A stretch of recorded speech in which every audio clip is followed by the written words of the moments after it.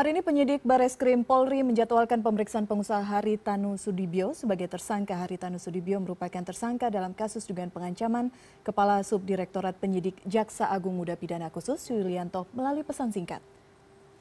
Ini merupakan kali pertama Haritanu Sudibyo diperiksa sebagai tersangka. Pemeriksaan Haritanu rencananya dilakukan di kantor Direktorat Tindak Pidana Cyber pukul 10 pagi.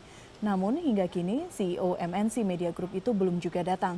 Haritanu dikenakan pasal 29 Undang-Undang Nomor 11 Tahun 2008 tentang informasi transaksi elektronik mengenai ancaman melalui media elektronik.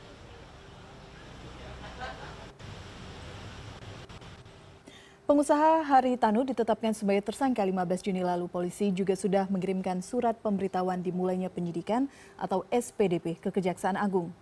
Pengusaha sekaligus Ketua Umum Partai Persatuan Indonesia Haritanu sudah berstatus tersangka kasus dugaan SMS ancaman kepada Jaksa Yulianto. Pada Januari 2016, Jaksa Yulianto yang menangani kasus Mobile Aid mengadu ke Bareskrim Polri. Yulianto mengaku mendapat SMS yang disebutkannya bernada ancaman pada Januari 2016 lalu.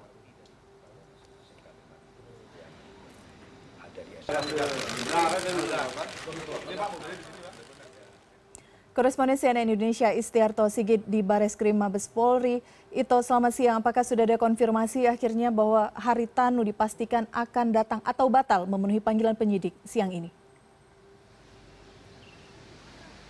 Selamat siang Elvira, betul sekali hari ini adalah kali pertama Haritanu seharusnya mendatangi Ditipitsus Cyber Bareskrim Mabes Polri dalam statusnya sebagai tersangka dalam dugaan adanya penyebaran ancaman melalui pesan singkat.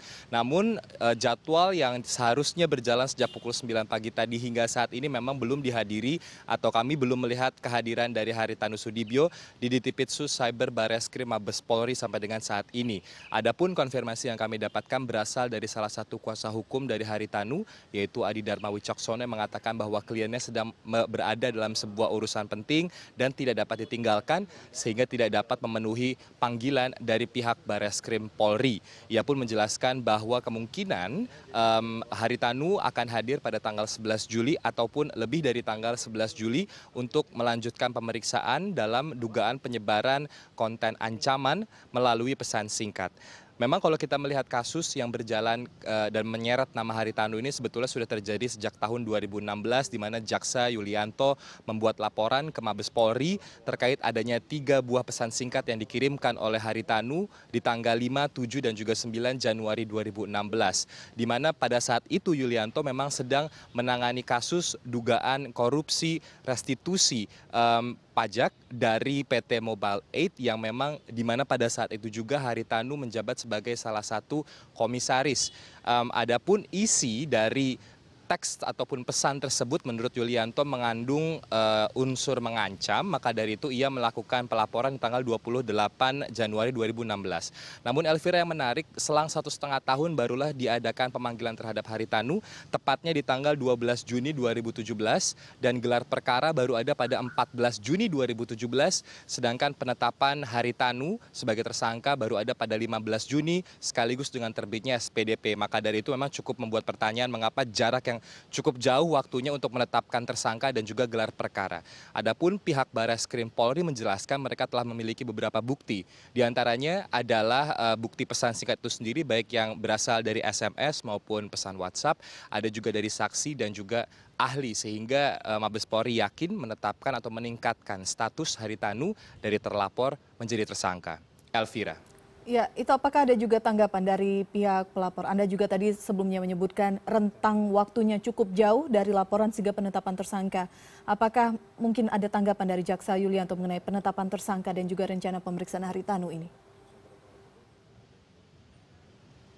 Ya, sejak pagi tadi memang kami menunggu kehadiran anggota dari Ditipitsus Cyber sendiri yang menangani kasus Haritanu dan juga Jaksa Yulianto. Adapun kami juga sudah mengontak melalui telepon maupun pesan singkat kepada para direkturnya, namun memang belum ada konfirmasi lebih lanjut, Elvira. Mereka hanya mengatakan bahwa memang betul hari ini seharusnya ada jadwal pemanggilan terhadap Haritanu, namun kami dalam posisi menunggu saja apakah beliau datang atau tidak.